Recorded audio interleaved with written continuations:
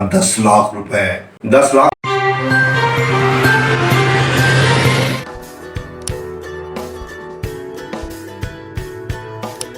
बिस्मिल्लाहिर्रहमानिर्रहीम। मैं हूं इनायतुल्लाह काशिफ एडवोकेट और आप देख रहे हैं लीगल इंफॉर्मेशन। आज का मौजू बहुत ही अहम है क्योंकि अब महबूब आपके कदमों में होगा, आपका दुश्मन ज़ेरो कर रहेगा। आपकी बहू ने आपको कब्र में उतारने के लिए तवीज की है, आपके अजीजों ने आप पर तवीज किए हैं, आपके जिंदा बचने का कोई इम्कान नहीं था। शुक्र है कि आप मेरे पास आ गई हैं। आप 40 दिन मुसलसल मेरे पास आए, आपका रूहानी इलाज करूंगा और आप पर तवीजों का असर खत्म हो जाएगा।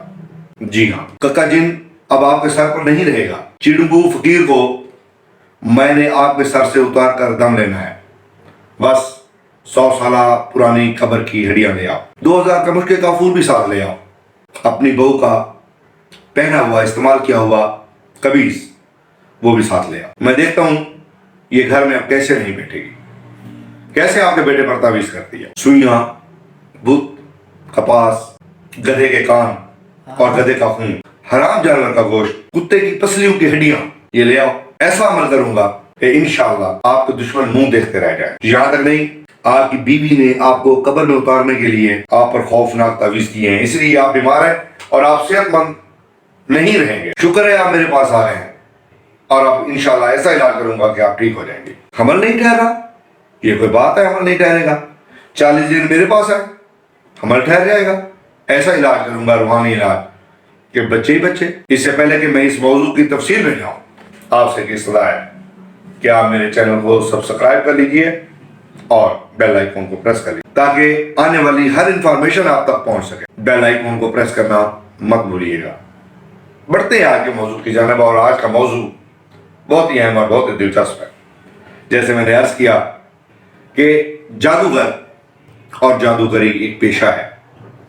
काले जादू के माहिर मर्द और ख़वातीन हर मोहल्ले हर गली में पाए जाते हैं। हर बड़े शहर में बाबा बंगाली मौजूद है जो आपकी किस्मत का फैसला करता है। हर गली के अंदर रूहानी इलाज करने वाला पीर जो आपके मासूम बच्चों की बीमारियों के बहाने जिन्नात निकालता है मौजूद है।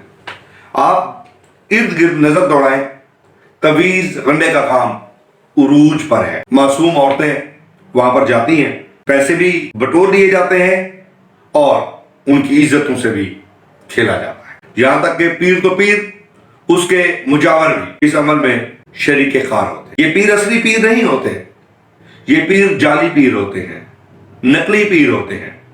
और यही बाबे बंगाली बिल्कुल जेली आपके जज्बात के साथ खेलते हैं। घर की मामूली लड़ाइयों पर इतना बड़ा तमाशा खड़ा करते हैं कि कई अफराद कत्ल हो जाते हैं। घर बसने वाली औरतें तलाक याफ्ता हो जाती हैं। बीवी खावन की नहीं बनती। खावन बीवी को जेर करने के लिए किसी पीर के पास, तो बीवी अपने खावन को जेर करने के लिए किसी पीर के पास। सास अपनी बहू को और बहू अपनी सास को एक दूसरे का बनाने के लिए पीरों के पास, इन जेली पीरों के पास। जी हाँ, इन जेली पीरों के पास। नतीजा बहुत खौफनाक। यहां तक कि आपने भी सुना, थोड़ा सा अपने गिरदो नवाब में नजर दौड़ाइए। किसी जेली पीर ने किसी मासूम बच्ची का जिन निकालते हुए उसको कत्ल तो नहीं कर दिया था।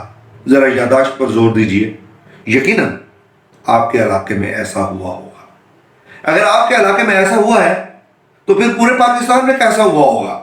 गली गली, मोहल्ले की यही कहानी है।